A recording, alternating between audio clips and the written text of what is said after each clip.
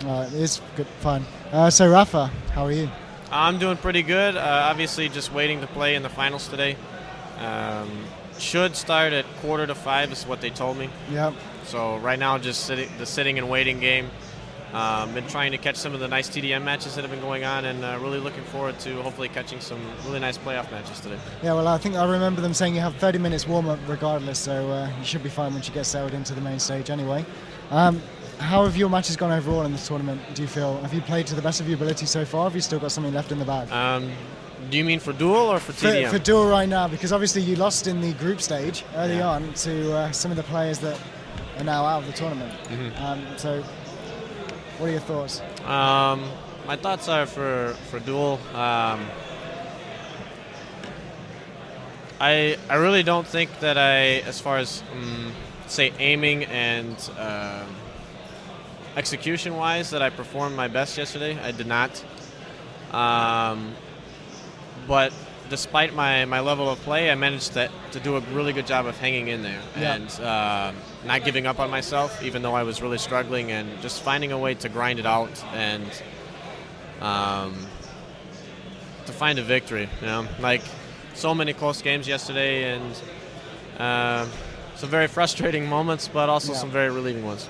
Okay, do you think that's because maybe you're focusing a bit more on TDM recently? Because I know a lot of players, they struggle to make the change between both of the game types on a regular basis. Because the movement, for example, can be a little bit different. And aim-wise, are we talking here? No, I actually don't think so. I think the only thing that I've been frustrated with, and what's been holding me back, from what I could tell, is the sensitivity problems I've been having. Really. Yeah, because I've seen you standing still a couple of times and doing some 360s. I'm going to guess that's when you feel there's a bit of a problem with the mouse. Trying to get a feel for it, and it constantly feels different. You know, like for 30 seconds in the game, it feels great, and then all of a sudden, for however long, I got problems left and right, and I mean.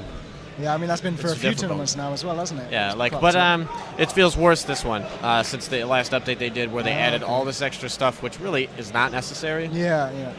A lot of people ask for it, and I guess they just give in and add it to the game. But of course, you just need a sensitivity, mouse excel. Yeah, they really just need to go back to sensitivity, excel, yaw and pitch. That's pitch, of course. Yeah, that's all you need to do. You don't need all this extra stuff, but.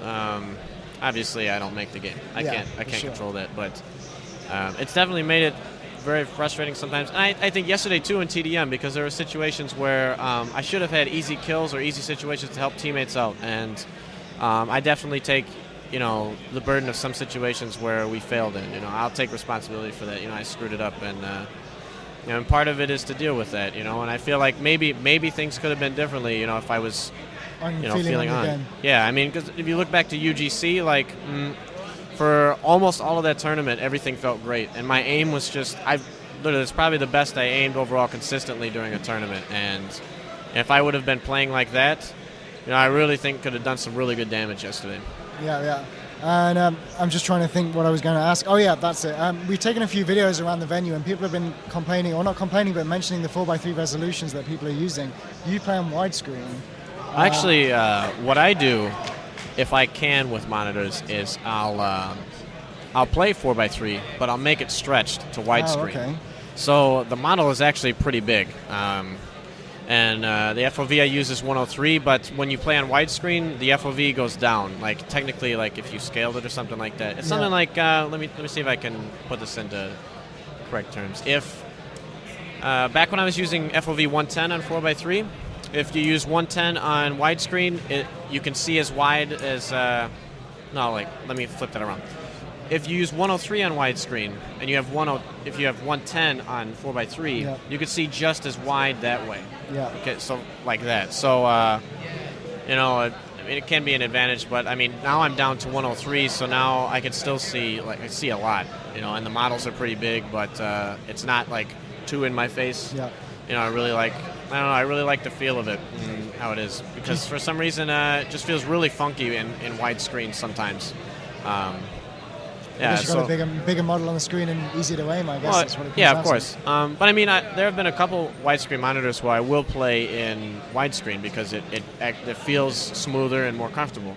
So it really just depends on the setup, and that's it's one reason I really appreciate tournaments like this, making sure that when the players get here, they get time to warm up. Get time to test things out. And that's pretty much why I played with what I played yesterday. Yeah. Is there any other settings you'll change from tournament to tournament, or do you stick with as much as default as you can from home? Because obviously different setup, different tables, different chairs. I know it's a bit generic question here, but... No, it's okay. Actually, a player named Waz helped me out with some config issues I was having, helped me create a new one recently, and also hooked me up with the RGB code. Okay, yeah. Because I noticed, I was like, the models that they have on the GUI are kind of bright, but I've seen other players use like configs, and it's like super bright for models, So I was like, I knew there was something missing, and so found a way to get most of the codes for it. And now, because what I did in Quake 3 around the end, depending on the maps, I would use different enemy colors. Yeah, so let's say, for example, T4 back at Quake 3, I would use a dark blue top, yellow bottom. For Hub, I would use a red top, yellow bottom, because Hub is a very blue textured map. Yeah, so you're matching the backgrounds of the walls and so on and so forth. Yeah, so that's what I've been doing now, is like, depending on the map, I've been able to change the colors, and they really stand out, and it feels very comfortable. So a big thanks to him for helping me out. As far as anything that I change from tournament to tournament, I get bored sometimes, so sometimes I'll put draw gun on and off. Maybe switch the model that I use. Maybe sometimes play with better graphics for a little bit, but at tournament time I don't. I play with like 4, I think. Pick up 4. Yeah. Okay, and a bit about the TDM tournament now, back to Quake specifically. You guys got knocked out. You're saying you were a bit disappointed, especially in yourself with the sensitivity issues, but I have to ask, Hidden Fortress, did you pick that map when you played against Final Team? They did. And we looked at it this way going into it. Our OSP DM5 play, Deep Inside play, just was not at the level that it needed to be able to beat them. Yeah. And obviously, Colin played really, really well against them on it, but it was their pick, and we've seen them play before, and they're very comfortable. So we decided, to take a chance on Hidden Fortress, even though we didn't have much practice time on it, because unfortunately Americans don't like to play it. Yeah, I think I remember Deuce telling me that you guys didn't want to practice it leading up to the event because you didn't think you were going to pick it. Yeah, I know, but I like the map, but it was just we didn't get any practice time on it. But we figured going into it, it's a map where it's a lot about assessing, items and areas constantly. We figured as long as we had good teamwork, we'd have a decent chance, at least doing something. But I think the key to the game is they did a better job of locking out the LG room than we did, and they utilized it more to help out Red Armor, and that's how the score ended up getting a little out of hand for a little bit, and how they won how they did. Yeah, and the other question is, we've noticed a few times in your matches that come quad damage, you don't seem to have all your team attacking it at the right time. Not so much the right time, but your opponents seem to be in position, but you guys are just still around the map. Is it being clearly called, or? Sometimes we decide to concede it and try to set up a defense against it. Other times, I think it's just the experience factor. When you're playing players of these caliber compared to the practice that we were getting, it's different than going and trying to attack the guys that are set up at quad already. And our timing is very off, especially on Deep Inside. On other maps, I think we could attack quad quite well. But sometimes it just depends on the information you get from your teammates on the map, and then you decide whether it's good or not to attack. Because I look at it this way. Let's say you attack the quad area 30 seconds, let's say 20 to 30 seconds beforehand, and you fail. And you all spawn with guns, pretty much, and maybe an item or two. Let's say you go in there and you know that you didn't do enough damage beforehand. If you go in there and you die and you give it up, well, you just took the guns, and it's going to be another 10 to 15 seconds when the quad guy gets the quad. Yeah. I look at it like, that's free kills for him pretty much, because we're only going to have machine guns. Mm-hmm. So sometimes it's not the best option just to keep rushing in there and trying to get it. So sit back, pick up what you can, and then set up a good trap. Yeah. I think maybe if we had an extra week of practice here in Europe, we would have had a lot better timing attacks on quad and stuff like that. But We did what we could, Yeah, because I remember you guys came over, your performances weren't too great, but then gradually over the week you've got better and better. Yeah. And I can only imagine what one more week would have done to your team's playstyle. Yeah, I think so.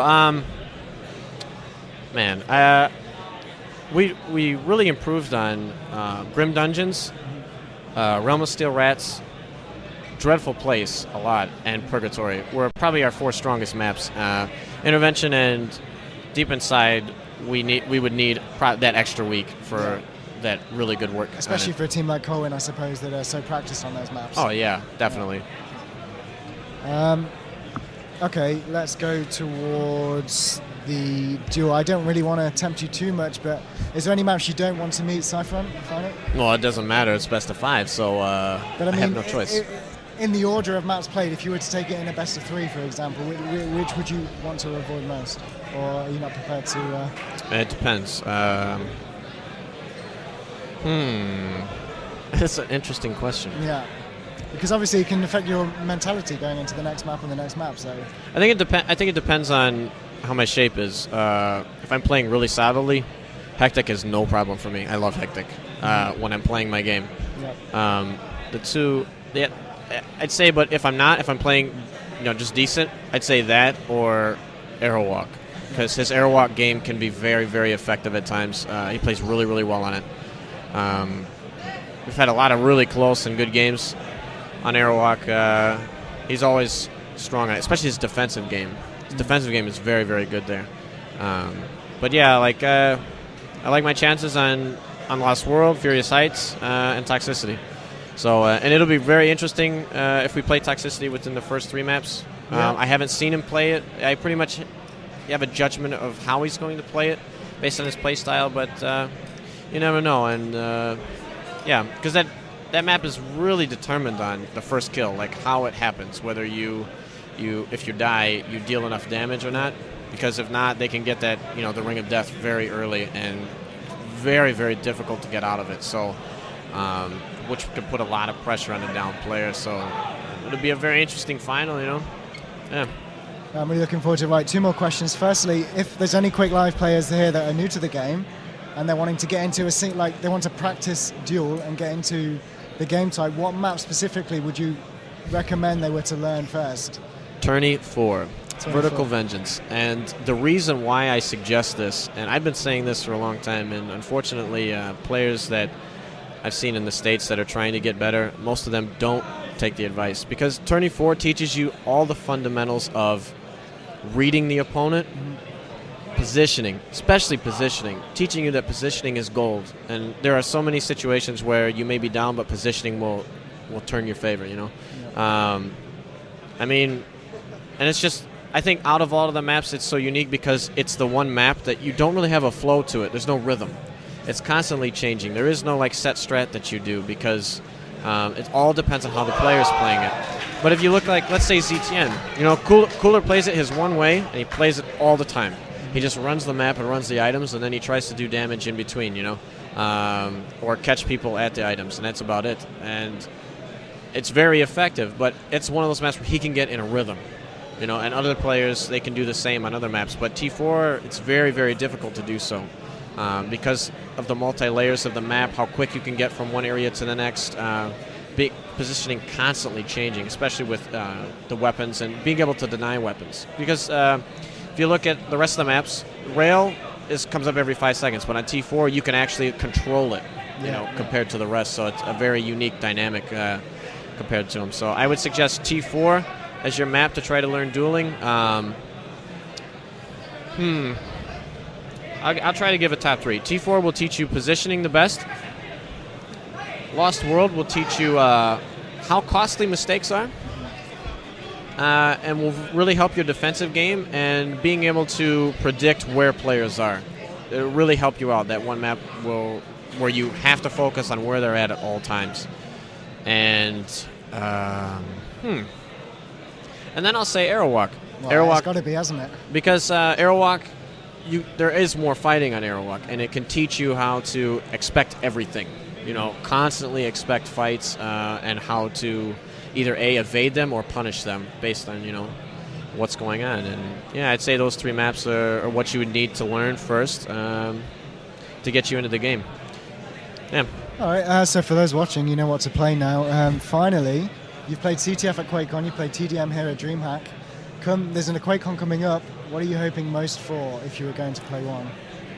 And I'll be honest, it has nothing to do with the result here, because I loved playing TDM. It was it's a very cool experience, having to learn something new. Yeah. And I do like it, but I love CTF. I love the team play aspect of it. And also, it's more spectator friendly. Yeah. If you look at it from somebody that has no idea what Quake is, it's a very easy concept to understand. Grab flag, cap flag. Yeah, capture the flag. The guy who captures the flag the most will win. Yeah.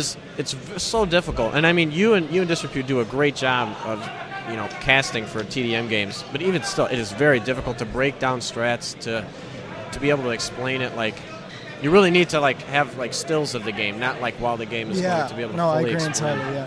It's like if you turn the volume off with TDM, you would just be like, oh, this guy's shooting. But with CTF, you've always got that one focal point of the game. Yeah, no, I understand completely. Well, if there's any shout-outs you want to give, please do them. Otherwise, thank you for the interview. Obviously, thanks to SK Gaming for still supporting me and sending me out here. Thanks to all my friends and family back home, and all the fans that have been watching this weekend. Man, I don't know. Thanks for the interview. Awesome. Well, good luck in the grand final, and hopefully see you in the free-for-all tomorrow. Yeah, I will. I'll be playing tomorrow. Awesome. Thank you.